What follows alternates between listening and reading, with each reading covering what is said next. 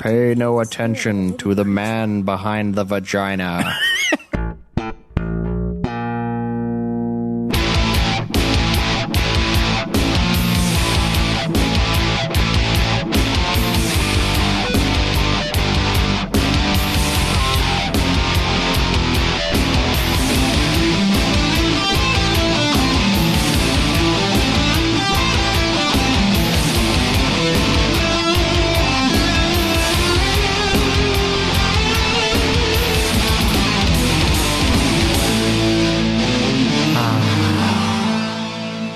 Welcome to another episode of the Best Ofs from Ultima Final Fantasy. This one was picked out by myself, the year of 2015, and, well, Schweiss kind of already introed the whole thing last week, but he did forget Greg Troyan's name. The list of people who helped out with this. But actually, Schweiss picked out 2014's, and I picked out 2015. And can't remember who did 2016, but Schweiss will let you know next week now, won't he? Anyways, guys, good year. 2015 was a good year for the show, for sure. We came into our own a little bit more. Recording quality was increased. The amount of audience interaction was also greatly increased. And, yeah, 2015, great year. It's a good year. You hear that slamming? That's from my fucking roommate who is taking a nap in the living room and left my TV on. That's nice of him. Anyway, fuck, this is just a ramble. So, here, let's ramble on to the best of. Was working on the English localization of Final Fantasy VII. The beloved and treasured Hironobu the Gooch Sakaguchi served as the game's executive producer. While primarily the Gooch. It sounds painful. The Gooch. Yeah. While primarily Halo. Blood Gooch. I don't know, that's what it's called. It's the best map, in my opinion.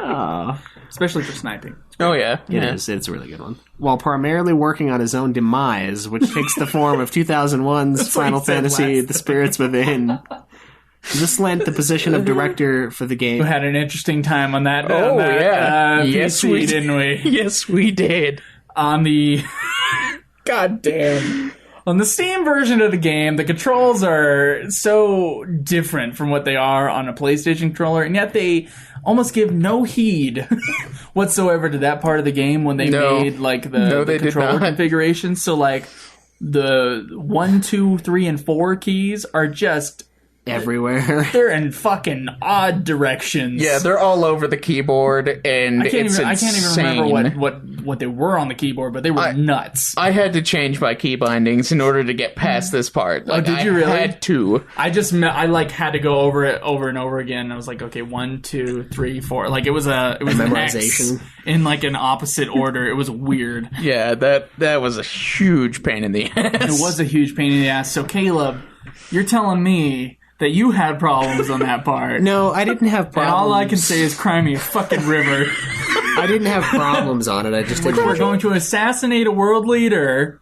And we are a sorceress who uses more powerful magic than we're capable of. Anything could happen on your way to go apologizing to Renoa. Right. You have a 20-minute time zone. Don't go do that. What's the matter with you? Yeah. Oh, I better go apologize. Yeah, I was really like, no one's out. like, no.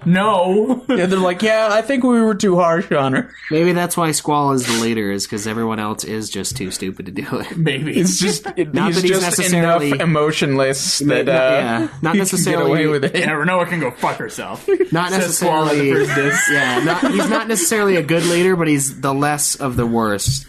So yeah, that whole part was like, it brought on anxiety for me. I was like, what are you doing? I was like, God, there's this mission you're trying to take out. You're supposed to be a professional. You're the teacher here. And of course they get locked in the room. Yeah, oh yeah, they get locked in the room, and they don't even think about climbing out the window. There's perfectly good. They're still on the first floor, Yeah, they're as on far the as we first can floor, tell. and there's like 3. I don't know, man. I just don't know. This game, I didn't really like it, to be honest. Like, I didn't like the love story between Squall and Renoa. It was like very, very high school, and he's like all emo-y, and like when they're in the Ragnarok, she's all like hugging on him and just wants to be with him, and he's like, get in the other chair. Yeah. Well, the part about Get in the other. No. Get over there. well, I wanted Get her to off be my safe. I want you to be at least 5 feet away from me. And I feel the same when I'm trying to sleep, but well, what's interesting about that point also, and I don't mean to cut you off. I don't mean to cut you off, but the reason why I see where you're coming from is there's a scene before they go to Esthar where Squall finally opens up, quote unquote, Yeah. to her, and then there's this later where they're all alone, and he's like, now he's closed off again. I mean, I could get laid right now, but instead, I'm in gonna a do zero-G nothing. environment. Yeah, just imagine. You don't even have to deal with the cleanup. It'll just float away. You know? We might have to deal with it more. Oh, yeah. Let's be Zell clear. walks in and it's like... Oh yeah. I don't like it now. I hate it. I hate it so much. But we are going to welcome in a special guest for this next segment. So, ladies and gentlemen, put your hands up for. Make sure you press the no camera on there. We gotta stop the behind the scenes. He doesn't want to be seen. This one? Yeah. Ladies and gentlemen, please welcome from the great band Megadeth, Dave Mustaine, everybody. Come on in, Dave. All right. Dave Mustaine, welcome to Ultima Final Fantasy Podcast. I am so glad you answered our email. Yeah, I mean, I was going to do a gig, but this is way bigger. This is way bigger. Oh, I'm so glad you think that about our podcast. If I had 2 other band members that recently quit to join the dark side, actually, I don't even know where they are, but if they wouldn't have left, maybe I would have been doing something, maybe not, but... Well, they don't matter because they're not in Megadeth anymore. You Exactly, they're dead, essentially. know? Yeah, so you prepared a little something for us, right? Yeah, I wrote a little ditty of a song for you guys today. Okay, and you said you had a process before you got there. What was that? Well, whenever I sit down to write a song, first of all, I like to come up with the intro riff. I sit there and I'm thinking, well, it's gonna sound something a little like this. You take a squally man, you give him a necklace, a sword that's a gun, and a super hot teacher. So, that sounds great, Dave Mustaine. Is that how this track sounds? Yeah, Dave, I mean, that sounds like something else that you've written. No, it's completely new. I mean... It does sound a little bit like Symphony of Destruction. Well, maybe. Okay, so what did you make for us today? Well, today I have prepared a very special remix of your very favorite song. Our favorite song? Yes, in the entire series of Final Fantasy. Okay, alright, so I'm going to click on this. We're going to give it a listen, shall we? Let's.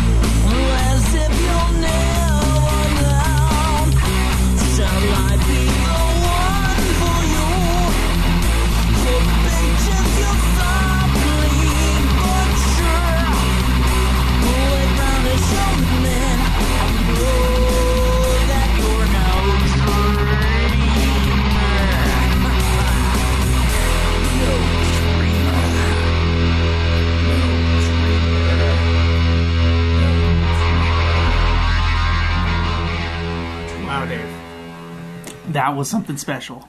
Yeah, that was, Truly something else. good God. Yeah, it was okay. That was probably the best thing for Megadeth since, like, 2007. That's Honestly, harsh. I'm just saying that's how good that song was. Oh, well, thanks. That was probably the best rendition of that horrible, horrible song I've ever heard. And what's funny, you used all the correct lyrics. correct, yeah. I looked it up, and... The English is all in there. I mean, initially I was going to change it to be more metal, but I decided... In respect for the original artist, I would just keep it the same. It's funny that you have respect for an original artist this time around. That's really interesting, because I know your boots are made for walking thing. You walked all over that cover. Well, I don't want to talk about that here. Oh, okay, all right. Well, Dave, I know you got a plane to catch. Thank you so much for driving around the block until we were ready for you. Thank you so much. Give a big hand for Dave Mustaine, everybody. Yeah, thanks, man. That was sweet. Yeah, no problem. All right, thank you, Dave. All right, just let him out the door. Okay. All right, see you, man. Thanks. Later. You know, it was Adia and Cypher in battle on the parade float. After the battle ends, Adia casts a spell on him. Got a spell on After the counter... After the encounter between Squall and Adia, Squall wakes up in a cell in the Galbadian desert prison. His first dialogue is, Where am I? I challenged Adia. My wound. No wound. no life How? anywhere. The Galbadian soldiers. We were surrounded. Space. He was there. The final frontier. Seifer, leering down at me. Damn you, Seifer! Apparently, Squall's healthy and good to go. Yeah. That bugged the shit out of me. Yeah, me too. I was like, I don't know if we talked about this during our review of Final Fantasy VIII. Just the impaled icicle, and then Squall is just fine. I don't think we did. Maybe we knew. Maybe we knew that this theory was right. Maybe. Well, I think he's confused that he doesn't have a scar. I think that's part of this. Boyfriend? Right? Yeah, he's... I really don't know. I think it was love. I wonder how he felt. Do you still like him? If I didn't, I wouldn't be talking about it. It was last summer. I was 16. Lots of fond memories. Oh. God. Kiefer Sutherland in Renoa. What? That's who I am reminded of when I see Cypher. And the movie would be Renoa. Cypher and Kiefer, you know, so it'd be Seifer and Kiefer. Seifer and Kiefer, yeah. Kiefer as Seifer. Yeah, that'd be awesome. Firstly, Renoa is... Yeah. So that's all. We can say that. Okay, yeah, we both agree. A better theme song. Yeah, even though the la la la was kind of dumb. La, la, la, la. You have a beautiful voice. Yeah, I'm like, no, you don't. You're full of shit. You just want to get in her pants. La, la. Yeah. I wonder what it would sound like if you were singing. Can you sing? Can you say something else besides law? Yeah. No, but It's against the la, la, la, la. no, but there was one part when she first started singing it. It just started going at one point in the story, and I just like skipped through real fast.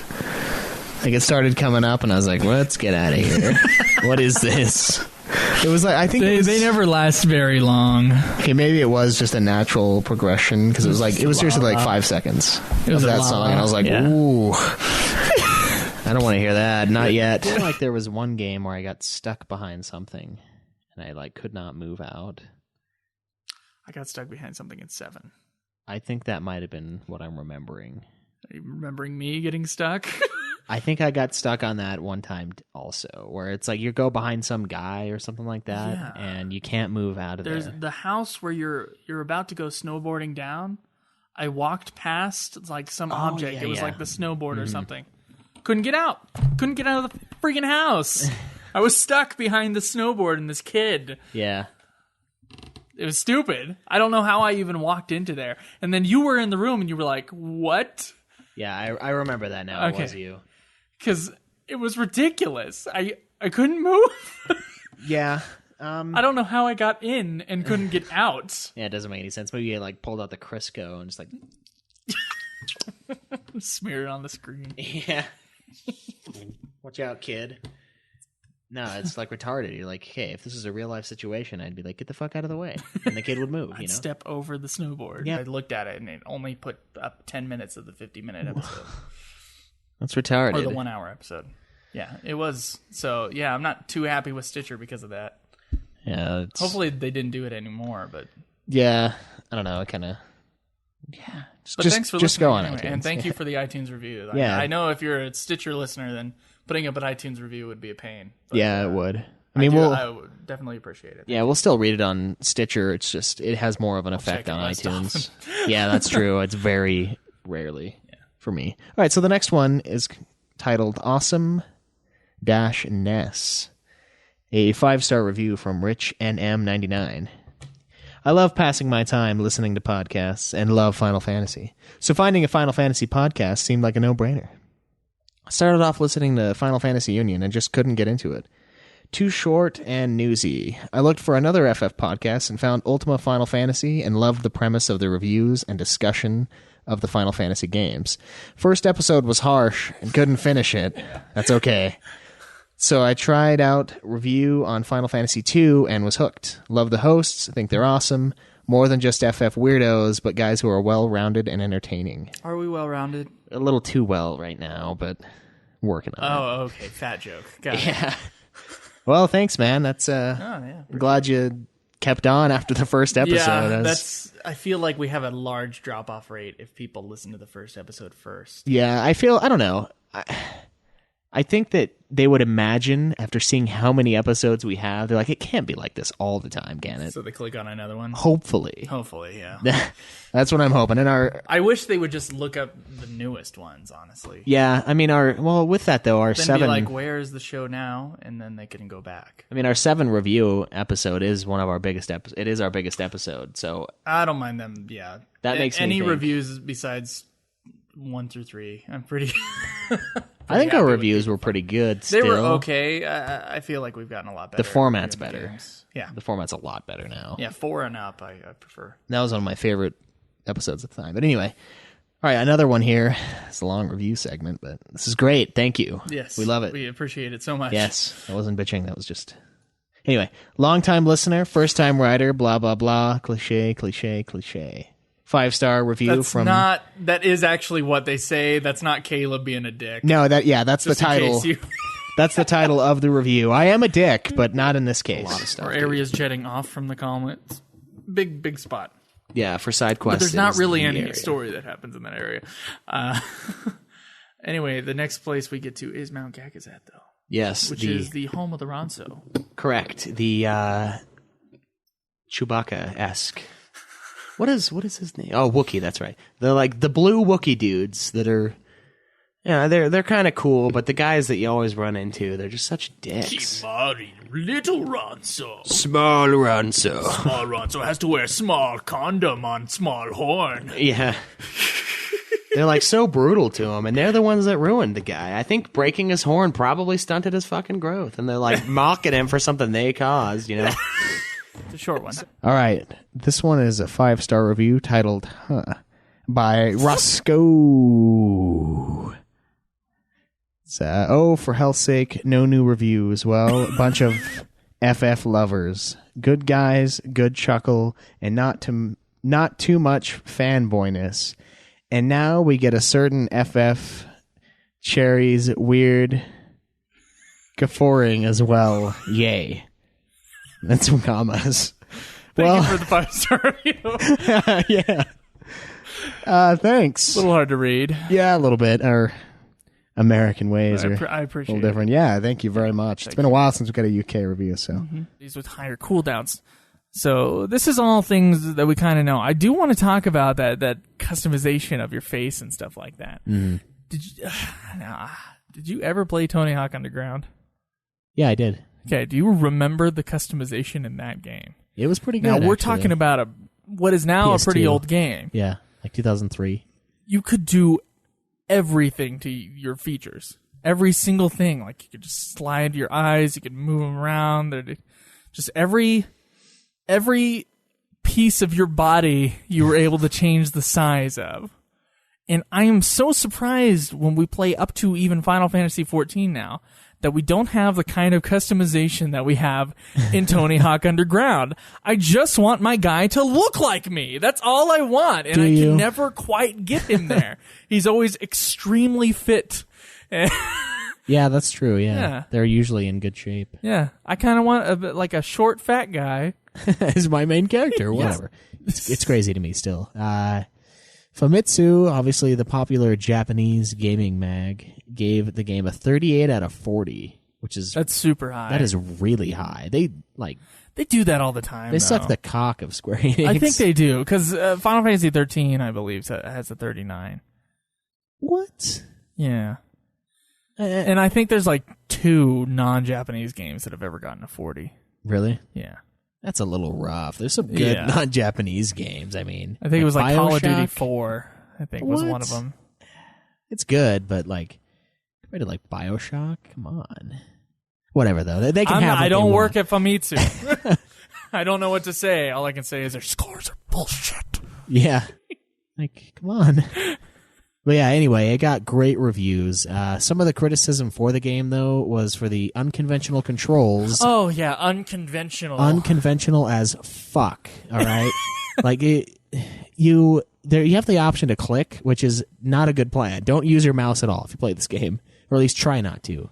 Sometimes you have to, just to make sure you select the right dude. Select yourself somehow. Yeah, but what you have to do is if there's a lot of people on screen, you have to tab. You have to press tab, and it makes you tab cycle through everybody in front of you. Everybody. The NPC it's such trusts. A weird, it doesn't even go in any order. It's not closest to furthest away. Yeah, and the problem is you're sitting there mashing tab, random. and you fucking miss the guy you want to attack, and then you got to go cycle through again. There's no back. No, there's no shift tab or anything. I'm like, oh my god. That's right. That has almost killed people. It's crazy, and it probably has killed people. At that point, I just move my camera up and click. I'm like, fuck it, I'm using the mouse because it's very unconventional. It's very difficult to get used to it. God, wow. I'm sorry. Get that phone line. Yeah, get off of 11, dude. Shit, I gotta make a phone call. Yeah, yeah, no shit. Oh, that would be brutal. I didn't even think of that. I was like, it's not that bad. But now put it, yeah. Wow. So man, that internet sound, I haven't heard that in a long time. Oh, dude, AOL, I hate. It's still you around. had AOL? I had AOL, yes. I'm impressed. I had AOL in my we lifetime. had Netscape. I'm not sure if that was a service. I had that in Earthlink, too. At least I think that's what it was. I don't know. It was, porn on that thing was impossible. But, anyway, you watched porn on dial-up? Yeah, dude. I'm impressed. It was. I only ever got to porn when high-speed internet started coming out, when you didn't have to use the phone line. I wouldn't recommend phone line. Anyway, so yeah, because half the time the computer would freeze if it had too much information. Yeah, it was rough. It was a rough. So then you'd have that nice picture of Xeon, the warrior princess, or whatever. Like halfway, it's like coming in. You're like, yes, game 2. Anyway, we're getting off track, but yeah, online play was something back then. It was difficult. Like you had to log on, you had to make sure the connection was live, you had to pull a cord from 100 feet away, shove it through the grates in your grandparents' house or whatever to plug it in. I seriously, assuming you don't have parents, you just yeah. I had it seriously. The computer room was above and 5 feet away, and I pulled the cord through the little vent thing in the unfinished basement and had it just strung across into my room to play stuff online. It was ridiculous. But that's how you had to do it back then, so I admire the fact that people are still doing it. That's how you had to do it back then. Get over with this game, okay? When you... there's times where you can hand them an item by just talking to them, and then there's times where you can't. And what you have to do is tab onto them, have them selected, go into your menu, click trade, find the item, and trade them the fucking item. Yep. God! Yep. Ooh. Fuck, I hate that. It's so annoying to me. It's like, you asked me to get this fucking book for you, and I come in here, and now I've got to go through this fucking menu system. Just take it. Just take the book. I'm fine, yeah. Coughing like a smoker. Good God. You remember the sound it made? Yes. No. do that again. One more. The sound that plays every single time you finish a quest or a mission. You hear that? It's not the nice little victory fanfare we're used to. Which does happen. It was like 300-400 damage each time. He did a move where it sapped all the mana from your mage. He was just laughing at us. Don't cry, Yazoo. He was laughing at us crying. But yeah, so we totally cheated on that. But oh yeah, you got to use the Final Fantasy, the FF11 Wikipedia or whatever it is, the Wikia. yeah, It's the most amazing Final Fantasy site ever. I'm pretty sure there's no more useful Final Fantasy site on the planet. that man should be knighted It should be by America. He should be. Whoever started the FF11 encyclopedia, just Please, Man. God, you are our God. When it comes to we this couldn't have game, done it without you. no way in hell. Now I will say Except Prima, I guess, would I be a will lot say richer right now. one thing to him, Their though. official guides. Search optimization, you bastard. It was like 32 each or something like that. Yeah. It was some cheap price. But Just one quest is just giving him corn. yeah, we gave this guy corn over and over again, and you have to do one at a... Was it one at a no, time? it's 3 at a time. It was 3 at a time. So we had to trade it to this guy. Oh, dude, I think it was and like the menu system, the fucking controls... No, the trade option. Fucking the trade option. I had to tab to this motherfucker every time, and then press the minus key, go down to trade, grab the corn, trade him 3 of the corn, and then it would give me this as a reward. This noise, the Joe. Oh, the noise right here? Yes. do Sorry, it. I'm having trouble with the mouse. And by this time, Joe had negated the sound. Yes, I did. So I turned the sound down so I didn't have to hear this. I was just sitting there doing this over and over and over again, just burning through the menu system, right? And I'm like laughing on the other end. I'm like loving this shit. And like I'm amazed that Joe's not over there mocking it. And Because usually, like, when you finish a mission, we're like, "Blah, blah, blah, blah, blah." yeah. Because listen to this. Oh, it's horrible. Oh, it sounds like the worst ringtone of all time. I'm pretty sure. Yeah. I kind of want it as a ringtone, though. Oh, no. It's kind of wearing on me, and it's It's horrid. like, I feel like I've done something important. Yeah, but no, every time I traded 3 corn to this guy, I got that noise. So I heard it like 12 to 15 times. Junior high school band behind you, just... And for some reason, in the Practicing. game, yeah, it just sounds so... It just sounds so harsh and like just blunt force trauma. Like you fucking slam on the brakes, just whiplash of the ear. It's like, oh, the fuck was that? Sorry, Nobuo, you failed on that one. It is the most god-awful soundbite ever. Not recommend this fucking This sound. one was a little rough. It was like...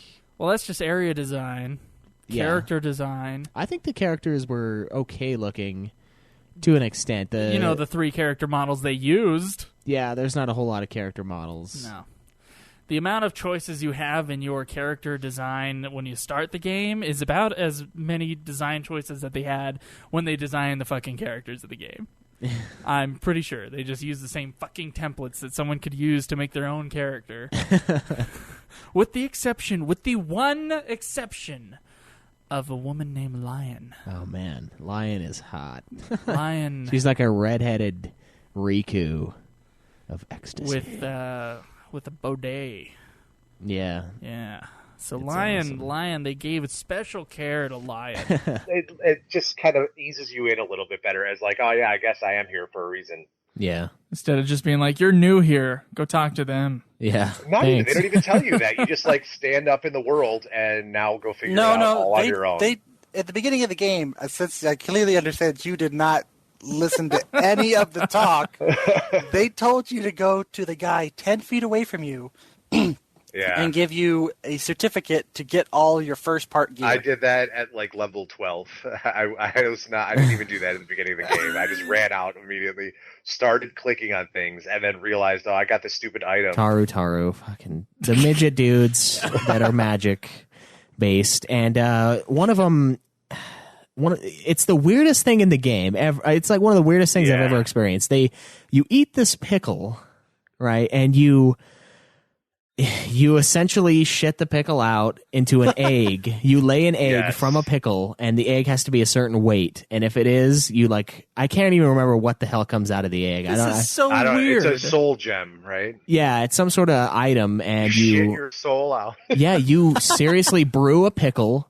You shit an egg out, and there's a soul. He's not exaggerating. Guys. It's like, crazy. You get gut cramps and like you I double over. figured this is how this happened because I did the 80 to 85 quest where basically the guy says, "I'll give you a potion and it'll make you shit bricks, and then you gain your next 5 levels." Yeah, so I assume it's going in that direction. It's very bowel oriented. Caleb, did you use a guide for the timing of that egg?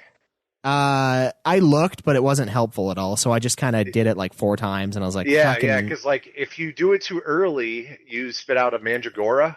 Yeah. And if you do it too late, it's like it's a blob, dude. Yeah. Yeah. So I shat out an ooze really the first bad, time, and I'm like, they make this whole like, it's like, oh no, it's stinky winky. Yeah, and I'm like, what in the fuck? I just took a giant shit, and these people are like observing my shit.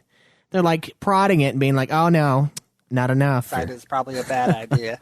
No, I like Steam though. The interface is beautiful, but it's a separate interface anyway. It doesn't even use it. And you got to use you got to use the trash ass Play Online interface with the fucking J-pop going on in the background. You're like trying to figure out how to install this thing, and it's got this music just blaring in your fucking ear, and I'm like, God, no. How? The fucking password won't work, and this shit is like 10 million times louder than anything else I've ever experienced. The volume level on that Play Online menu. Yeah. It is like it's ridiculous. Too much because I was like playing around with it, trying to figure out what was going on, and I moved too far out of the way. And she just died. How did you guys feel about the fanfare music? It's definitely abrasive. Yeah, I mean, that first time it hits you, it's like a slap in the face. Like this? Like, I enjoy a good trumpet from now and again, but that's ridiculous. Well, let's hear that, though. You guys got that ready? Huh? Yeah, you can hear it again. I don't know if you can. Hear it again. You guys aren't going to hear that through the mix, but you'll hear it on the episode. Yeah, it's rough. Hate that. And it's just, there's a couple sounds. That one, the level up sound that stick out because they happen a lot less frequently. Mm-hmm. And the level down sound. I leveled down twice and I didn't hear the sound ever. I never heard the sound. Really? I leveled down once and I heard that sound and it was sad. Never leveled down. Do you have that sound? I don't remember hearing it. I haven't Can we hear a mouth trumpet version? No, I can't think of it off the top of my head. No, that's too but it's bad. just sad. It's probably something like womp womp womp. I figure it's like a low decibel of wah, wah, wah, wah, wah. Yeah. It's like it's like trails off there like a music box. Yeah. Hello, my name is Stephen Hawkins. Before I found this podcast, I was planning to kill myself. But if you two can make a decent podcast, then maybe one day I can have an erection again. With that, let me welcome you to the UFF podcast, the ultimate Final Fantasy podcast. Real world situation with people that think for themselves and not a programmer thinking for the game player. Even with all these sort of aspects in mind, I believe that there would be some kind of hunting party out there. Yeah. And we'd be cleared out. Yeah, I don't know. Pretty You quick. can't clear it out like to the point where it destroys. You can't clear it out all completely. I mean, there eventually will be someone like, save the flan. Like, they'd go out. Yeah. Like with their cello, and like it'll mean some like, instead of everybody having like the blind or the duct tape over their mouth for whatever gay day they have going on in the university, it'll be like Jello shots or whatever, and like save the flan. So I did have some Jello. I dug myself in a hole by saying we're not going to read a bunch of answers, and then you go off and say gay day with tape on your mouth. We're screwed. I can't remember what day they were. It's like over. it was for. Yeah, it's got a lot of HP. Are you going to do a Yzmat this time around in 12? Yeah, Okay. I'm gonna do everything, dude. All right. Dirge of Cerberus. Cameron Starks is Dirges. He says, read it. we got to read the whole thing. Yeah, I cried when I finished Dirge of Cerberus. When I realized that I paid full price for half a game. I cried again when I realized that Square made FF12 and FF13 on purpose. Now I cry every time a new game comes out as an action game, except for 14. I cried because I can't play that one on my computer. Oh my gosh. Before that, only the suicide scene in FF6 brought some tears to my eyes. Nice. Okay. You have to kill enemies to get these little black orb things, which, by the way, the most annoying fucking thing in this game so far has been this. I'm killing all these dudes. It's like an orgy of death and undead coming out of every nook and cranny of every orifice in this place, right? And these little orbs drop, and I need these orbs, but they won't fucking grab the orbs because they're like trying to attack. They're getting pushed out of the way by enemies. And I'm like, it's a fucking orb. And then it just floats away. It just like goes. And I'm like, you fucking orb. It's the worst, man. So it sorry. is so bad. But, yeah, so you have to get about 100 of those, something like that, to unlock all of the levels. But I've already done that, so it's not too bad now. But when you go down there, oh man, it is sick. Like, when you go down, it's just... When you go, yeah, it's nasty. It's unclean. It's this dirty little area down there, and it really is, though, in the game. But you go down, and the first floor, it seems cool. You know, there's nothing, and then suddenly it's like, you know, the Flight of the Valkyries tunes in, and then like frogs, yeah. These just frogs come endlessly. It's like... well, thanks, Trinital. Yeah, thanks, buddy. Certainly any sort of review show that'd be the case for. You could go back and listen to whatever. Oh, yeah. At least the reviews. And apparently not everyone does, because they're like, oh, you're going to do this? And you're like, yes, we're going to do this. We said it so many times. Okay, if one more person asks me to do Chrono Trigger, my head's just going to... Yeah, if you ask I'm again... just going to commit suicide. We're not going to fucking play it. No, I'm kidding. We'll play it. But yes, Chrono Trigger will be played. And so will Chrono Cross right after. The list is on the forum. Join the forum. Damn you. Please, yes, we will play Chrono Trigger. Looks a lot like a machine, but Pay no attention to the man behind the vagina. There must be some kind of... All he has to do is walk over to the thing, and it hits the X button. Yeah. So he's basically at that one spot with the two circles on the ground where you run back and forth. So he has that timed with his finger, but he has the button press timed with the Kinect. Yeah. That is something interesting right there. Yeah, that would have been a little bit easier. Wow. I mean, I don't know. Personally, once you find that spot, it becomes really easy, I think. But ingenuity, I guess. I remember you had something with your... I remember a freaking crappy YouTube video you threw up with 7 where you were power leveling. I did block that video later because Because you started a podcast and we're ashamed of it? I started a podcast, so there are many videos on my YouTube page that I was just like, no.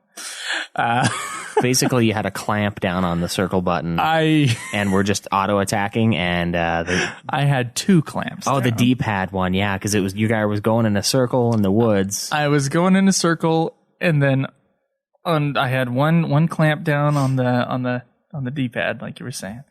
Then another clamp down on the circle button. And in 7, you can actually just hold down the attack button and it'll go. Yeah. And so I was going in a circle, and every time they'd get into a fight, and it was a low-level area, every time they would get into a fight, they would just attack. But I had arrows set, because you're going that way, like you'll automatically do a limit break. Mm-hmm. Eris's healing wind would also go up after a while. You'd get it. So you wouldn't die. Yeah. So this is a long time This is a thing you've been theme. having. Yeah. A Joe theme. If you listen to last week's episode. Okay, so the history of Square Enix Part 2, which I have titled From Power Lines to Programming. Man, if only you were this good of a writer when it comes to your own scripts. You're such a dick. Oh, you're such a cock. Why did you say that? Okay. On attack. And you trade it to you bet it in the Coliseum, and then you have to fight. And then you win the better one. Can I say stupidest weapon is whatever the fuck Renoa has in her arm? The little launcher? Like the disc launcher Yu-Gi-Oh shit that she has in her arm. I don't know what that is, but that is the stupidest weapon, followed by her launching the dog off of that thing.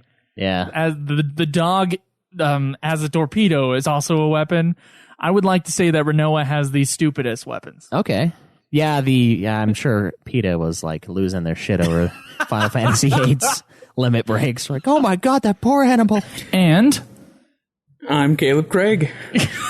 He's here today. Yeah, I returned at the request of my loyal fan. Do you know who your loyal fan is? No. Okay. Yeah, I told him about that review. Oh, the iTunes review? Yeah. So he's not even sure who it is, but with all the shit breaking out, they have to escape, so they go down in the waterway. The Garamside waterway underneath. And then you take 12 hours in the waterway, and then you kill a thing. Yeah, and then, of course, this is where we meet up with Ash, the... Hot Ash. Yeah, hot piece of ash. But I stopped buying spells, and I started buying equipment. Yeah, this is in the jungle. This is one that I was really confused by. And then while Caleb was over one day, he lived here at the time. Caleb was hanging out with me, and I was like, "What's going on? Like, I don't understand how Joe's sucking so bad at this." So I went through and I looked at my YouTube video on the area I was in, or where I was at when I was there. And I was like 4 hours faster, and my guys were more leveled up, and I was doing more damage. And I was like, what the fuck? And all of his characters were evenly leveled, where Joe was only leveling up one party. Yeah. And I was like, dude, what are you doing? Like, I didn't understand it. I could not wrap my head around what was happening. I was simply playing the game wrong, and I guess. You can do that. I guess you do. It's so open that you can fuck yourself over. It's Yeah, it doesn't quite hold your hand like 10, so there's that. At the same time, it does, though. It's such a weird... We'll talk about that in gameplay. Yeah. We'll talk about that next week. So yeah, this is about the time where Joe started realizing, I'm not playing this right. And, we started playing it right. So then you finally meet up with the amazing village of bunny women, okay? The Ureed village. You get to the Playboy Mansion. Yes. Oh, yes. And, no Hugh Hefner, though. No Hugh. No men. Hugh's not in. It's only you. Yeah. You and them. Yes. Nice. And so you find out that... Very tanned, very tall, beautiful women. Yeah, that just kind of scratching behind their ears after you finish up. And with it's their all good. legs just... Yeah. And only three of them have different hairstyles. True. They all have different accents. I would also like to add... Yeah, they're kind of crappy. I don't know why they didn't do better with the voice acting for that. Or is it unlocked? There's 2 switches Yeah. that you have to unlock in Guru Vegan, unless you want some hidden treasure, in which case there's like 4 switches. Right. But it's not really that makes Guru Vegan difficult. No. It's almost like the moon in Final Fantasy IV. Maybe not as bad as that, but there is a serious level up as far as like the difficulty of the random enemies in that area are sick compared to the previous areas. Even the Feywood. Like, there's a good jump there. Yeah, it's all like behemoths and then like Marlboros that I did attempt to level up give there. you disease and stuff. It was a good place to level up. I did attempt to level up there, and then I decided to do a Google search about good places to level up in FF12. Right. Now, which led into me finishing the game quite quickly as far as real game time is concerned. As far as me sitting in front of the TV game time is concerned. I was having so much difficulty in Guru Vegan. I accepted this very beautiful way of leveling up without any sort of effort. I decided to take a teleportation crystal back to where was that place? Still Shrine of Miriam. The Still Shrine of Miriam. And there's a certain rare game in the Still Shrine of Miriam. You have to be in one of the rooms for 30 minutes. You have to clear out the room. You leave. You wait for 30 minutes. Just leave the room, not leave the area. Then you go back in, and this guy will appear. And it's basically the same trick that I used in Final Fantasy IV. If you listen to the Final Fantasy IV review episode, I get some hate on that. The guy will continuously summon people if he is not killed. Right. And they're pretty low level. And so if you set your gambits so that you'll only attack guys with less than 1,000 HP, and then some other specific gambits that have all been laid out on the internet. Right, we've got that, and I've got a video for it too. As far as how to how to just keep going without, your main character dying, so that there's no pause in the video whatsoever. Right. You get the double XP item on you.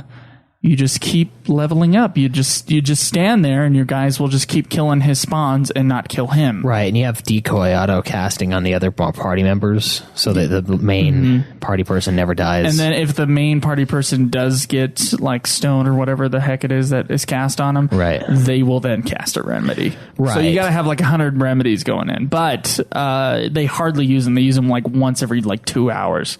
Yeah. So you can seriously level up to like 99 just as long as you got like 100 smelling salts and remedies on you. Right, and I mean it takes forever. Obviously, what did you do that for? Like, okay, so I got to Guru Vegan at the 38-hour mark. Okay, and I leveled up 3 of my guys to the early 90s and the other 3 up to the mid 70s. At 107 hours, I came back. Oh, wow. And continued the game. So it's going to add a lot of length to your game time if you decide to do that. But going through Guru Vegan was a piece of cake after that. Right. I would say. How did you guys get through Guru Vegan? Because for me, it was just disgusting. I just went. Before I did that. Yeah, me too. Then you again, guys had no problems whatsoever? No, I had no problems. But then again, I was like 10 levels over leveled for like every area.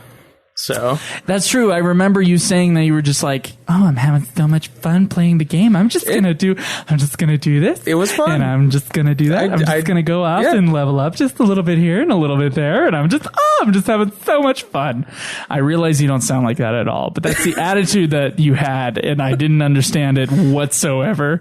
I manually do it myself. Because I actually wanted to play the game. See, it's like you guys like couldn't stand the fact that the game plays itself. So instead of playing the game how it obviously wants to be played, it wants you to automate everything. It totally does. It asks for it. Here, this is a shop full of every single gambit imaginable. Use them, right? They're cheap. I used them. I think it's set up to play the way that you want to play it, so that you can choose to either do everything yourself, it would or bug you the can shit out of me if or the you game can play it like every me, second. where you had it halfway set up, or it could be like where you just went full on ham with it. Yeah. Yeah. I don't know. I just think you're lazy at heart. It's a lot better for game. You know what?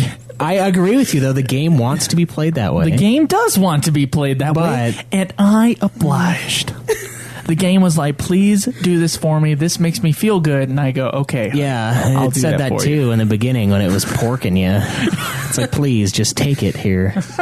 Which was my main problem, and I barely beat him with like 2 characters alive. Right. And he killed you the first time, right? Yeah. You had some real problems down in that area. I remember seeing you die to the frogs. Yeah, I got butt fucked by like 30 frogs. There were a lot, dude. It was crazy. And there was a part... see that by the butt fuck image in my mind of frogs. Yeah. Well, like, you didn't even see it, man. There was, like, a part where I was trying to get out of there to go back up to save my characters from, like, losing, like, 3 or 4 levels of leveling. And I kept switching in, like, one party member from my, like, shit party, because, like, I didn't evenly level at all. And Caleb saw as, like, 30 frogs targeted the one guy and insta-killed him before he could do anything. Because I was trying to... walk. Yeah, couldn't even walk. I tried to revive my characters as quickly as I could with, like, a Phoenix down, because items are faster than spells. Yeah, it works. So that guy was pretty cool. That's and then you only got a couple. That was of a cool fight, but getting to him was a pain in the ass. Oh yeah, getting to him was horrifying. I thought it was awesome that we both took down Ultima. It's kind of a, it's close to us. Yeah, we took it down. Yeah, I mean, we're taking down. No. Yeah, we're done with the show. as you can see, we hate each other, and we need to move on. Yeah. Whatever touches you is what touches you, so whatever, but I fucking hate that shit. Yeah, and this one, it didn't even really fit the feel of the game. No, it didn't. Yeah. So, like, it was even worse than some of the others in that aspect. Not necessarily musically. It was whatever. I didn't like it, obviously. But it wasn't... It was no you-know-what, which we will not mention because everyone's like, meh, you're crazy. But Eyes on Me is the greatest song of all time! yeah. Do you hear? Fuck anyway, Stairway to Heaven. Yeah. No, but I don't know. I don't know why they do that. Billie Jean can suck my billy cock. Yeah. Eyes on Me is the best. Also, Atreyu. Yeah. One of the best songs is Melodies of Life. And Yeah. Well, it's not going to get any better than this. I know we got a listener named Gammon Stark who really likes that song. So I'm not going to say that it's like the worst. No, it's okay. It's. I thought out of all the bad songs, it's one of the best. I didn't realize, and I know this is off topic because we're talking about 12. But I didn't realize that there was an actual lyrical version of that until the end. I thought it was that. I was like, how? It sounds like some simpleton singing it. I don't know. It's weird. And I feel like it was supposed to be, she was actually singing it. I hope to God. So like, oh, she's got a beautiful voice. But she's over there, la, la, la. Like, yeah, maybe if she was singing, she would have a beautiful voice, but she's not. That's just making noise. Am I the only one who thought of a kid with, like, severe Down syndrome? Oh, God. Trying to catch butterflies in a field and singing that song. That's really messed up. But no, you're not. That is some really odd imagery right there. But now you're thinking of it? Yeah, and it fucking fits. I know, it's weird. Yeah, that was really odd. But yeah, I don't think musically it's... God, dude. Is it a butterfly net? Be like the opening intro to like a weird sitcom about the Down syndrome kid. I don't know. It sounds like something that they would put in Tropic Thunder, but sorry. I'm so that was the most insensitive thing said on this show. Probably. Since they were sticking with it being in the same universe as Final Fantasy Tactics, that they made them the same characters or creatures as from before. Yeah, that's cool. He likes the challenges that the different ones had. I enjoyed it too. I mean, some of it was really easy. Like getting the summons? Yeah, because they would disable a certain ability each time. And the one, the Chaos, I think, disabled attacks, which was sick. But the funny part about that, and I didn't mention this in the review, but this is the review. Well, I didn't mention this in the gameplay part. I should have. Fucking. Hey man, at least I'm not making Down syndrome jokes, you ass. I wasn't a joke about Down syndrome. The situation whatever involving the child with Down syndrome. Anyway, just saying what would happen. Obviously, we really like the design of the world. I do like the design of the world, and unlike the other Final Fantasy games, this was based on a previous game's world, or at least universe. Mm-hmm. Caleb, you want to go delve into that just a little bit? Yeah, it was based on the world of Final Fantasy Tactics, which took place in Ivalice. And one of my favorite things to mention when talking about the world of Ivalice is that at some point there's this great, cleansing of race. A great cleansing of race? Yeah, like you're really into it. It's just, I don't know what it is. It's just amazing that it's even there because, like, in Final Fantasy Tactics, there's only humans, and Tactics is supposed to take place like thousands of years into the future from 12, and so time between 12 and Tactics. A whole bunch of races were knocked all the out. races just die. Yeah. Like the Mughals die, the bunny women die. It's a sad loss for the world. The Sikh die. Well, they couldn't Banga die. True. That'd be a problem.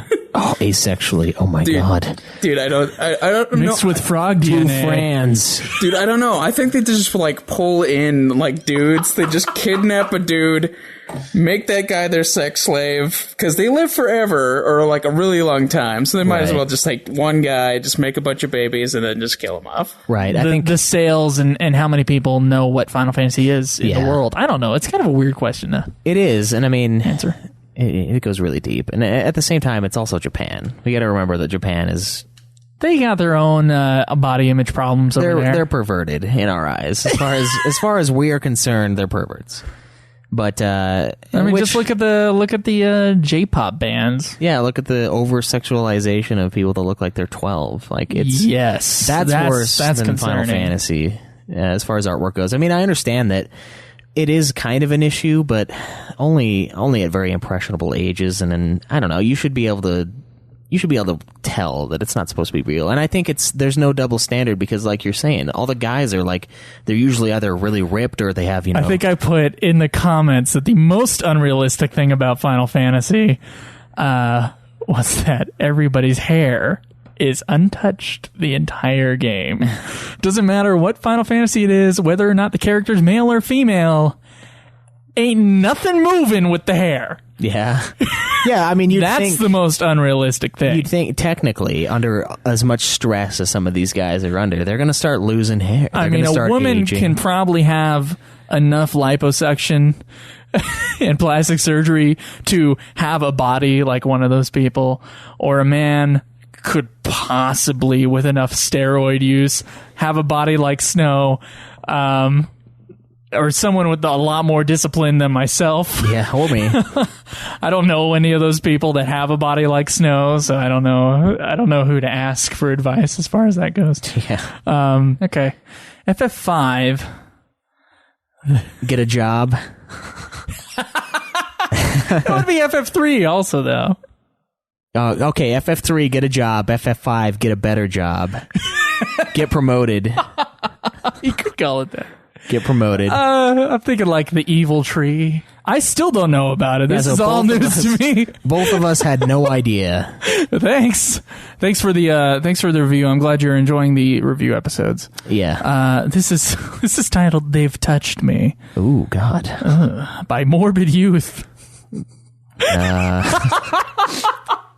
All right, look, we can't be touching youth, okay? Jesus, there's too many pedophile things in this episode. What the fuck's up with that today? We've never had this problem on this show. We've never had a problem showing Caleb's true nature. Yeah, so they deserve it. Keep the podcast up. You know what? That was true at the time that you wrote it, but it takes a few days. A few other reviews popped up, and I want to thank every person in the U.S. that gave us that review. We do have one review from Australia. If Schweiss could remember what continent Australia is on. Well, it's not that it's a continent; it's its own. It is continent. a continent. Yeah. Asia Pacific. Okay, what section in the iTunes? Yes, you have to go into continent. Yes, Australia is a continent. Yes, it is, but it's not. There's not an Australia section. That's true, it's not. For the one Australia. But you were looking in the Europe area. I was watching you scroll around. Let's see. So we got this one from Captain Awesome 2012. Best and most comprehensive. Can you do a really horrible Australian accent for this guy? I don't even know. You don't know. Try to sound like Vanille, just manlier. I look forward to this podcast every week. God. The hosts are funny, even after 12 plus months and other podcasts. Crikey. And work great together while still being reasonably critical and honest. They are active on their message board, reply to questions, and even implement suggested ideas from topics. Love these guys. I think you're losing it. And honestly, you were losing whatever you lost. The whole forum feel like very distant family.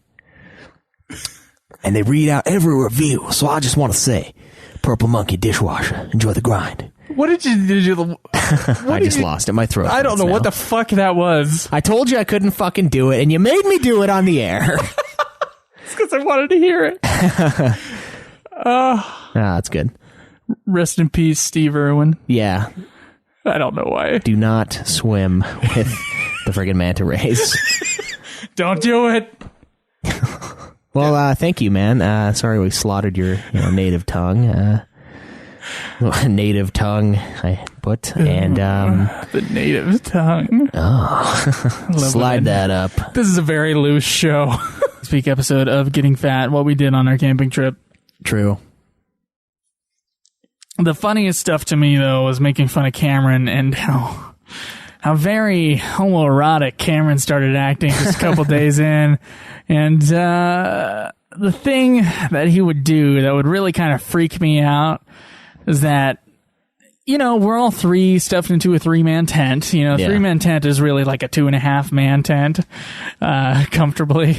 But we're stuffed into a 3-man tent, and Cameron, I don't know, because I was in the middle, he always felt like I was enough warmth, I radiated enough warmth that he could open up the front of his sleeping bag and use the side of my sleeping bag to add warmth to his sleep experience. And that, of course, meant that there would be uncomfortable moments in which Cameron would be spooning me at night with his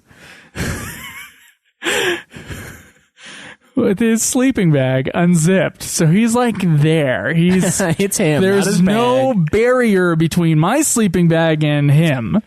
That's that was really eye-opening as far as my friend Cameron is concerned.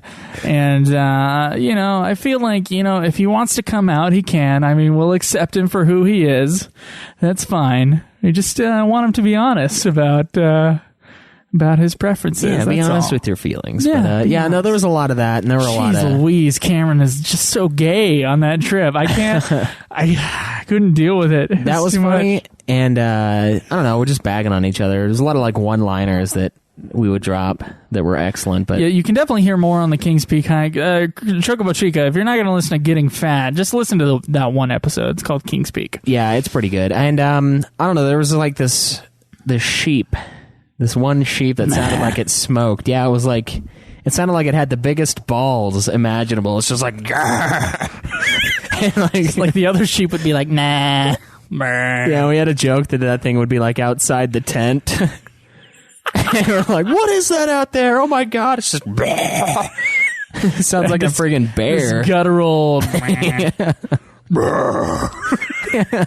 It was frightening. I don't think that sheep liked us very much. I think it was like the alpha male, and it was like looking at us. Yeah. And the giant herd of sheep up there. Yeah, there were some pretty good times, but it was pretty good. Mostly. But Cameron whining about every single pain in his body, and then going through in detail what he was going to do about it.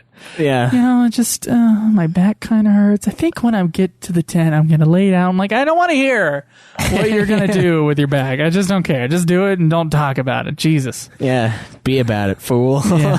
But it was a good trip, though. I mean, I messed up my ankle, but it's finally mostly healed now, so. Okay. All right, fair enough. So, speaking of Final Fantasy, where are you in 13? Well, I just asked you where you were in 13. Well, I'm asking you. Okay, so I don't want to talk about this. This is... Is this painful for you? This is painful. Too soon, even? So for a month and a half now, I have been attempting my best and have been looking forward to the platinum that I wish to earn in Final Fantasy 13. Okay. Unfortunately, that has now been made completely impossible. That ship has sailed, so to speak? The ship has sailed. Or sold, as it were. Here's what happened. This is the dumbest thing. No, probably not the dumbest thing. I'm not sure what that would be, but it's definitely one of the dumbest things I've done in the Final Fantasy games.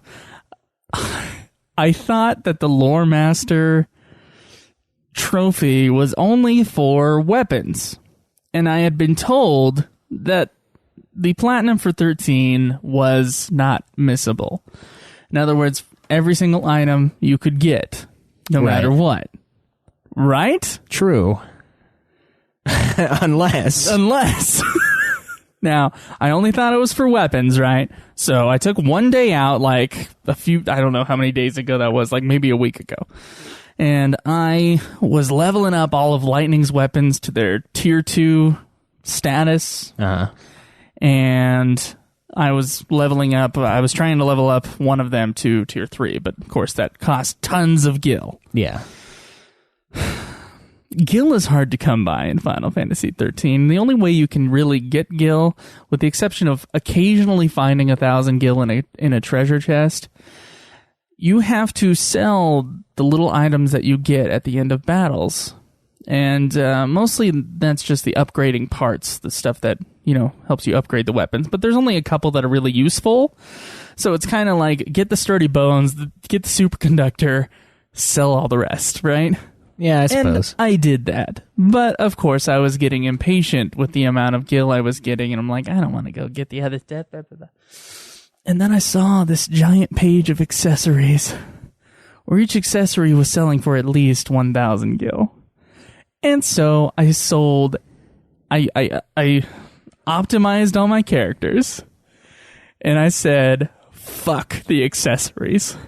And I sold them all. Fuck you. Fuck you. I sold every single accessory and didn't blink an eye and kept playing the game, including saving over whatever my previous file was. Man, we are notorious about that, by now, the way. Enter 2 days ago. Some viewers on Twitch actually probably heard me in the background cursing. 2 days ago, right before class, I was in this classroom where we have a bunch of computers, and I was just waiting around, and I was thinking, okay, I really have to get this platinum stuff done. I'm going to look at a guide real quick and just overview it and come up with a game plan. Okay. And I was looking through, and I read the Lore Master description that said, not only do you have to upgrade all the weapons and have to have every weapon in your inventory at least once, which I did. Well, not really, but I did all the way up to tier 2 for Lightning at least. And that stuff I was ready for. The other thing was you had to have every single accessory also. Not just weapons, but accessories. And so I had sold a shit ton of accessories. And then, and I was like, smacking myself in the head, and then I kept on reading. And then it said, you cannot sell your accessories. Most of them you can get back, except for the elemental rings. Most especially the aqua ring, which has screwed some people out of a platinum. That's what the poster put. And I was like, oh no. And so I looked up information on the aqua ring. You can take it from another extremely rare ring called the Riptide ring. And I have no idea if I had the Riptide ring or not. I got one yesterday. You did? Yeah, while we were streaming. And one of the guys that was watching was like, LOL, don't tell Joe. It was in a chest, though, so I was like, oh, dude. I might have probably gotten it. I might have gotten it if it was in a treasure chest. Yeah, it was like on the way to Grand Pulse in that weird area with all those little fish-like dudes, and there's a ton of treasure.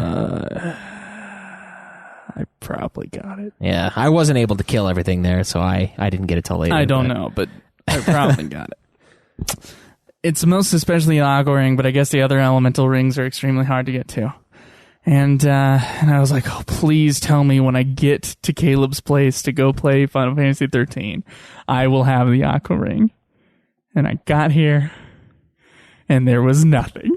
There was no elemental ring of any kind. So whether or not I have a 5% chance of being able to get the aqua ring back does not matter, because getting all those accessories back, it's going to cost me hours and hours and hours of gameplay time I am not willing to put into the game. So I am sorry. I am ashamed. I want to commit harakiri because of the shame that I feel. And I will do it without a second. All right. Just because of that. So I would have been there. I am ready to chop off my head. My show now. Just like Super Sexy. Yeah, just like Super Sexy. which we only had two comments of protest on. Really? I didn't even see any. There were some on the Facebook. Oh. And to you guys, I say I'm going to say exactly what I said on Super Sexy. I'm sorry. It's just my time to leave Super Sexy. Lots of failures all around for Joe. So yeah, this week was Joe Disappointment Week. Good idea. Because we did have a lot of momentum back in those days, and a lot of people were listening. But in the end, it was a lot of work, and it spread ourselves very, very, very thin. So how did this all come to an end? the good stuff. That's a fantastic question. It petered, to be honest, it petered out is what happened. So I was maintaining the production of Limit Break Radio all the way up until when I moved out of my apartment that I lived in college, and then had to move back in with my parents, and my girlfriend at the time moved in with me and my parents. So my intention was, when I had moved back in, it's just sort of weird. This is like a really personal, like part of my life that I don't really kind of talk about. I don't think I've ever talked about this publicly. So this is I've looked. I wanted to know how the original show ended, and I could never find anything. There's not much. Yeah, there really isn't. There really isn't. Because it's sort of an intensely personal story about what happened. So during the recording of episode number 64, which I think was the last one, you actually hear me duck out early. Like I duck out in the last hour of the show, and I let Juxta and Tom 2 wrap the show. And that was the end. That was the end of the FF11 run. And what happened was I had gotten a phone call in the middle of that show from my girlfriend at the time, who told me that her, because we had both just moved home from college, and we were both kind of getting acclimated to living with our parents again. She lived pretty close to me. We'd kind of grown up in a similar area. Like, we didn't meet at college. We actually met before college and then went to the same college. It was a 10-year-long relationship. Wow. Yeah, I know, right? We met in high school. We went to college the entire time, stayed together the entire time. And then, she moved in, we moved back home. And then, so I got this call in the middle of episode 64 where she goes, "My sister just punched me in the face and I no longer feel safe at my house. Will you come pick me up so I can stay with you?" That's why I left an hour early on episode number 64. Real shit. Hashtag real talk here. Wow. Damn. Yeah. Wow. Thanks for sharing that, though. That really shed some light there. Did you just decide never to do another episode after that? No. That's not what happened. No. Okay. All right. Well. No. Damn. So I went and I got her, and she started to stay with me at my parents' house.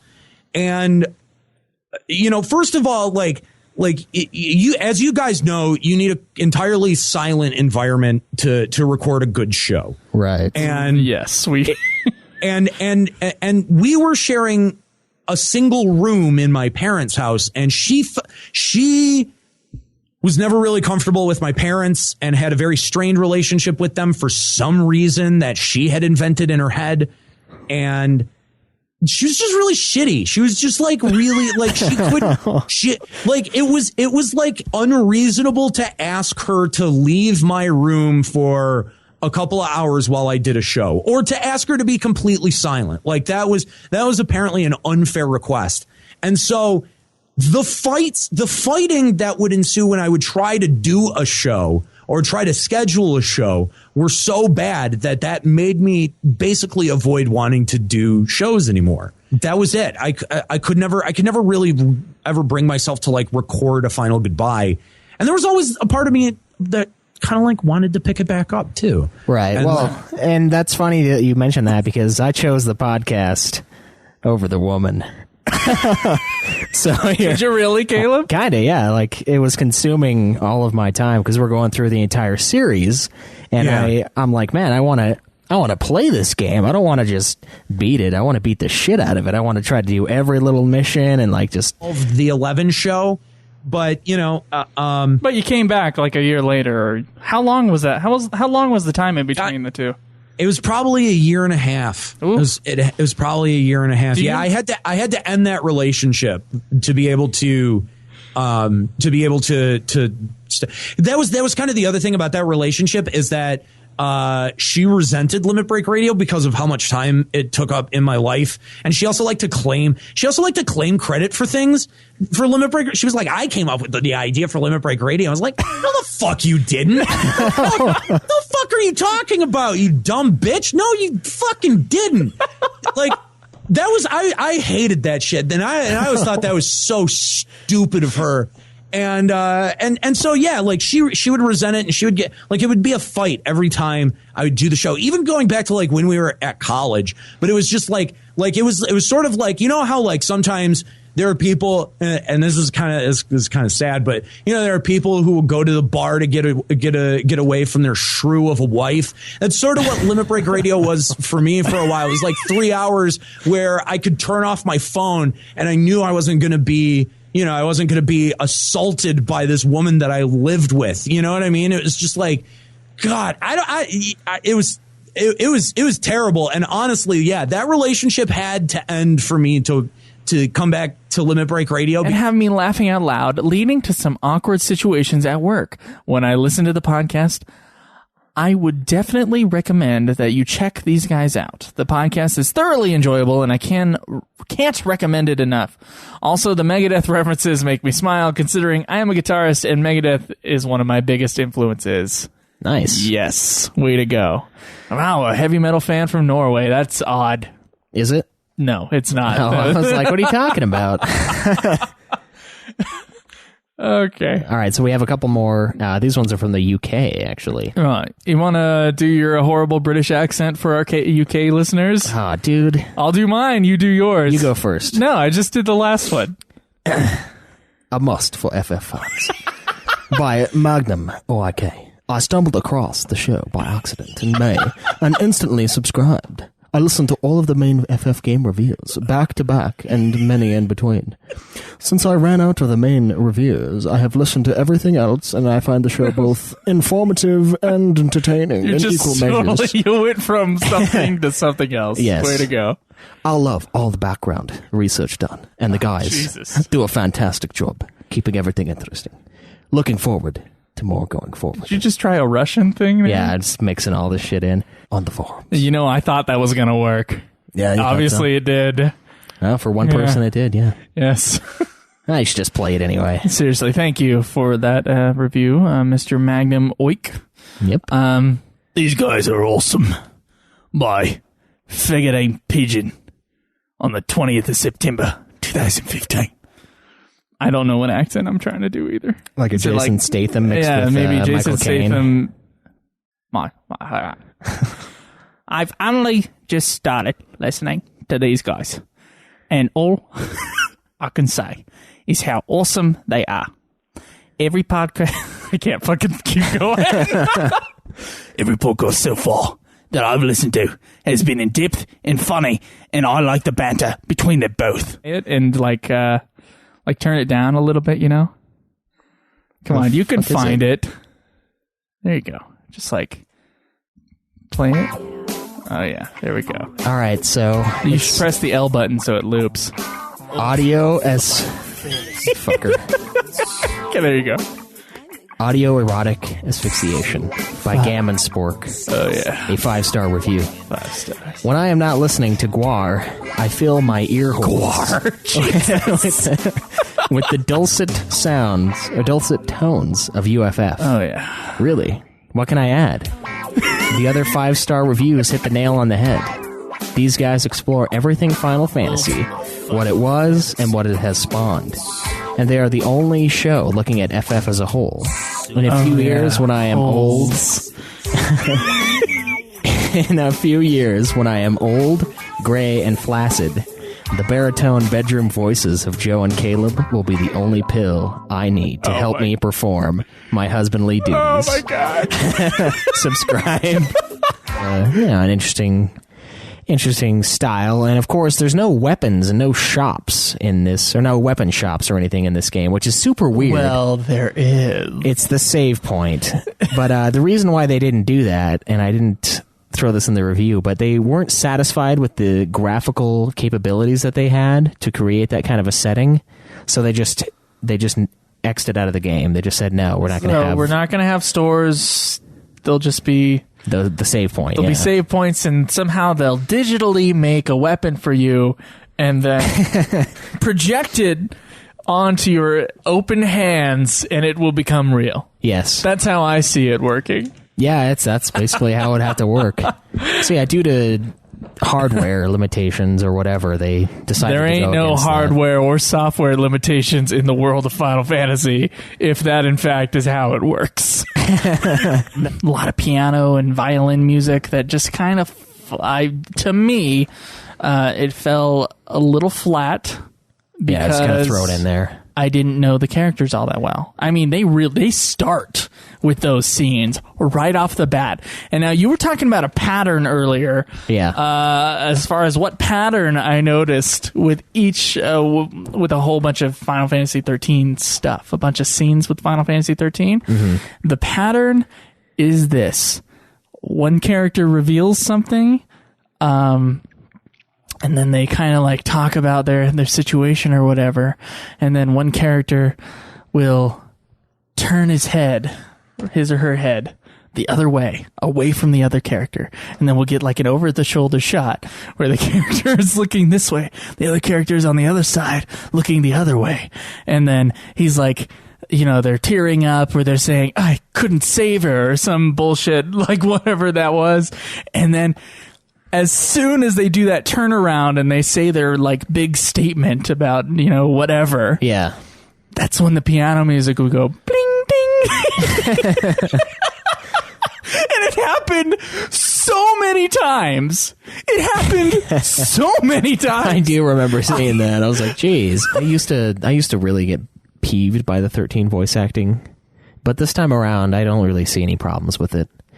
It doesn't feel quite as natural as 12's per se, but I think it's pretty solid. The voices match the characters. There's not very many crazy over-the-top moments that I feel like smacking my forehead, except for the one time that Vanille is like, ciao, and just runs off. Ciao! I'm like, oh my God. Why am I watching this? Yeah, why am I playing this? Like, that's one of the ones where my friends would come in and they'd be like, what the fuck are you, what is that? You're like, don't worry about it. It's good, okay? It's one of those. / Ultima Final Fantasy. Get an occasional double message by following our Twitter page. You can explain to people what that is. All right, so, sorry to interrupt you, but we had an interview with Nero, right? And he said back, he's like, hey, shoot me a link when you guys do the second part, and I'll get you some views. And I was like, views or a podcast? But then I realized, oh, it's Twitch. And Joe answered him, and then I answered him. Joe's like, all right, thanks, man. And then I answer her later. I'm like, all right, we'll do that. Thanks, or something like almost the same message. And then I look through, and I'm like, God damn it, Joe. You answered him already, and then I answered him again. Seem like idiots. I should send like a third one in Spanish or something. Si, senor. Like, you should. I totally should. He's like, stop. Just leave me alone. How many fucking hosts do you have? Detail and animation and just gorgeous design in that one scene. It's just it's jaw-dropping, and it was especially jaw-dropping in 2010. Yeah. I was just like... Yeah, no, the game looked fantastic when I picked it up. This game looks incredible. Yeah. Eye candy everywhere. Oh, yes. Yeah. In many, many different senses of the word. Jill. Yeah. Oh, your tiny tie. To get most of the rest of the accessories back and keep going with the upgrades. Mm-hmm. But also, I have to find out if I, in fact, can get the Aqua Ring again. And apparently all the other elemental rings that are also really hard to get back. So I said, fuck it. I'm going to level up some and go beat the game. That was the biggest struggle, I think, was just the mental dealing with it, not wanting to, take the PS3, go upstairs to my room, open the window, push out the screen, and then just drop it. Just let it go and just let it right at the bottom on the road. I could have done that. I was feeling it. I felt I felt that way, and I was like, I'm a complete and utter fucking failure at this game.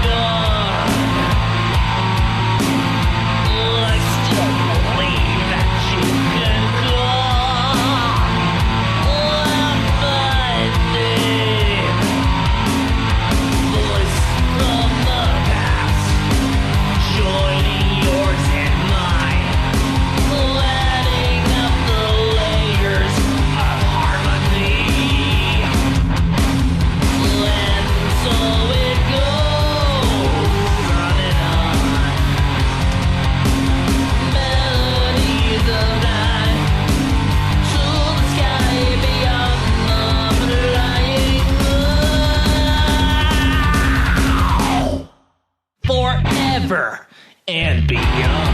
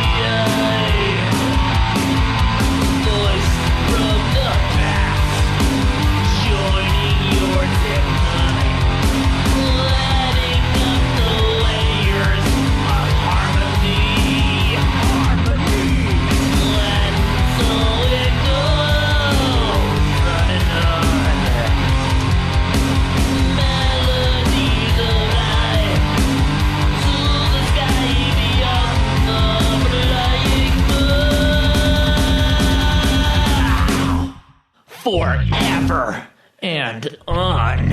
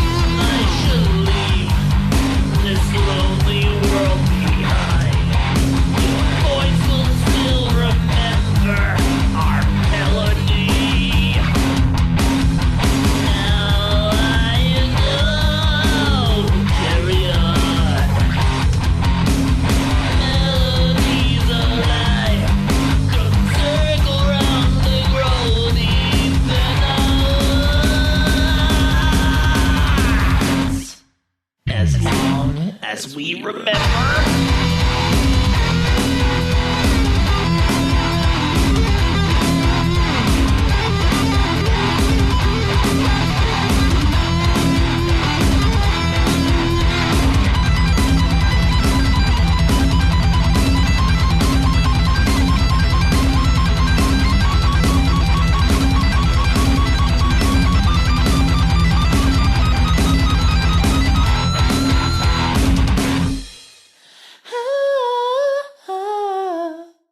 I think, and then she was dead. You know what happened to me?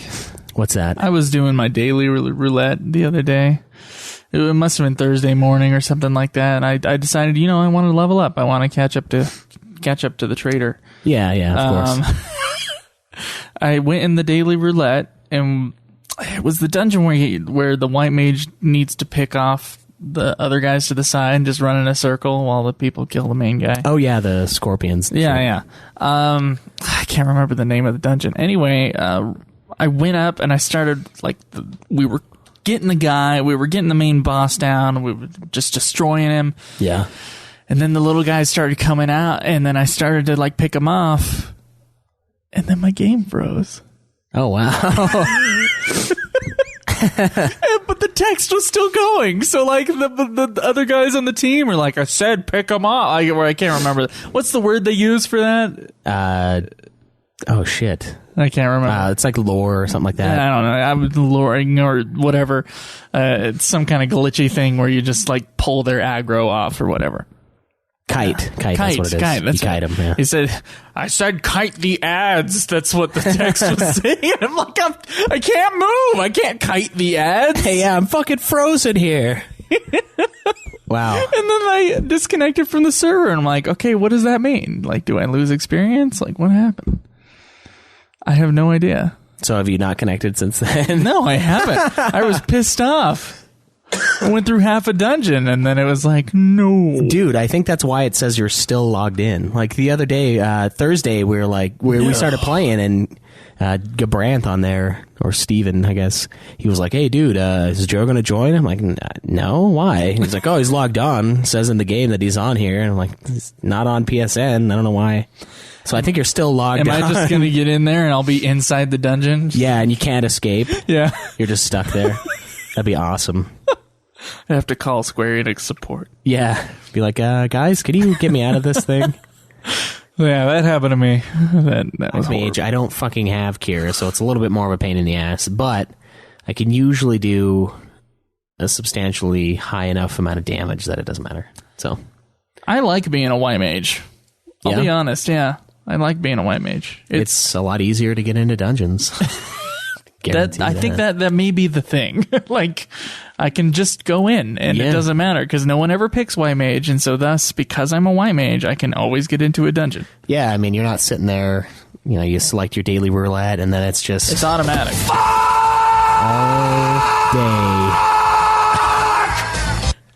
Yeah, it takes forever. Is that how you feel when you're... That's kind of how I feel, yeah, because I'm like, hey, I can go do the leva quests now and get 10,000 XP each time, or I can go to a dungeon and get 1 billion XP after I wait. What's going on with the story? What do we have on the story? Well, the story is supposed to go in a land ruled by There was no story. What was that? What was that? Who was that? Fuck. I am Caleb. Whoa! Okay, what the hell, man? How did you get in here? You're supposed to give us 20 minutes to take over the podcast and do our little review, but you couldn't even give us that? This isn't even physically possible for you to be here. I mean, what the hell? Are you some kind of poltergeist or something? Hey, man. Right, so would you please just back off and just let us do our review, all right? Well, fuck you guys. Good luck. I'm dead. I'm out. All right, thank you. All right, so right, Tim, let's get back to the story there. Yeah, I guess back to the story. So, when a young Moogle charged with guarding these crystals learns of an evil presence gathering on the horizon, he called... You know what? I think he was right. Yeah, Caleb's right. There's pretty much no story. So we're just going to move on to the bulk of the game, the gameplay. So, as previously described, the gameplay... It's brutal. God damn it, Caleb. How does this guy even keep getting in here? I don't know. We would kill 3 guys. He would stop. He would type a shitload of shit. Don't cry, Yasu. No, I'm telling you, man. He would... He'd be like, nah, you better, like, do this, and nah, why didn't you use tier 2? Nah. Like, oh, yeah. But... he wouldn't go 5 steps without fucking stopping and then doing the text chat. And it's like, it's a fucking daily roulette. Let's get this over with, please, God. Yeah, that's the weird part about those. So, when people are getting 1,000 on, Maws of Totorak should not be a 1-hour dungeon, and it was made into a 1-hour dungeon by this motherfucker who wouldn't move. That happened to me on Monday. So, yeah, I just wanted to, like... So, yeah, I think it'd be a worthwhile cause, but we'll see what happens. So, speaking of 15, apparently... Cat's shitting. Final Fantasy 15. Shut up, man. Oh, it's currently man, playable. Fuck. Okay, so Caleb, from start to finish. We have. Okay, hold on a second before we talk about Final Fantasy 15. I have to talk about this fucking cat right now. Okay. Caleb's cat has a bad habit of pissing in the corner. In the podcast corner. About 2 feet. Well, where I used to sit, actually. Oh. Where I used to sit. Oh, it just hit me. When we just hit you, I'm glad I was the wall that had to get it first. Oh! Bury that shit. He used to piss where I used to sit. And so, like, every time I would come to record a podcast, I'd be like... smells like urine. He's like, yeah, he pissed again. And like Caleb had this pet stuff and he tried to like clean it out. Like, yeah, and it's supposed to get rid of the scent so they don't pee there again, but it didn't work. So I had to put the litter box there, and he just let one go, just some monstrosity, and it smells horrid. Hold on, we gotta back it up a little bit. You didn't just put the litter box there. Oh, yeah. Because you were refusing to put the litter box there. Because it's uncivil to have it in the living room. Yes, it is uncivil to have the cat litter box, an open litter box, in the middle of the living room because it's, you know, disgusting. Right. You used to have the litter box upstairs, and so it was like, well, maybe the cat doesn't want to travel that far, and you know, there's sites online that say the cat should have one per floor, right? Yeah. One litter box per floor, and you were like, fuck that. Yeah, I'll just get it downstairs where he's letting it loose. Yeah, so we put it in the bathroom down here. I say we as if... Yeah, as if you were a part of this thing. I complained enough. We put it in the bathroom down here, and the whole thing was like to keep the door cracked open. And then I think the door was shut a couple times, and so the cat eventually did piss outside, back into his favorite corner. Yep. And so then the habit was brought back in, I guess, because even later on you found that even though the door was open, he would do that. Right, he still would. And so now we have the cat litter box where I used to sit, and now we're over like 4 feet, and the cat just shat, and it stinks so fucking bad right now. So yeah, that's the backstory as to the horror that crept up our noses just now. So. Oh, geez, dude. Your cat's never shat in the middle of our episode. I don't know. He hasn't. That's a first. I feel like this is like not a sanitary place to do podcast recording. You think so? Yeah, my mouth is on this mic, and I don't know. Maybe when you were cleaning one day, you maybe the mic fell off the table and landed in the litter box, and you were like, you picked it up and brushed it off, and like Joe will never notice. Then you kept going on your way. I would probably do that to you, but it hasn't happened, so it's cool. Well, it's cool. Oh, that's exciting for me. Okay. I agree. All right, Caleb. And you're gonna make me go first? Yeah, because you've gone last, like for the last 3 review episodes. So yeah, it's your turn to go first. So, well, where are you going to place 14? Now we're getting to the end of the main series here. We might not do rankings in the future, so this is your official full main series ranking order. Man, this is scary. Okay. Dun dun dun. Man, I'm gonna get a lot of flack for this. But Okay. Where are you putting it, Kate? I'm gonna put it at the top. Number 1? No, I'm just fucking with you. I'm not gonna put it at the top. You guys, I was gonna get so pissed.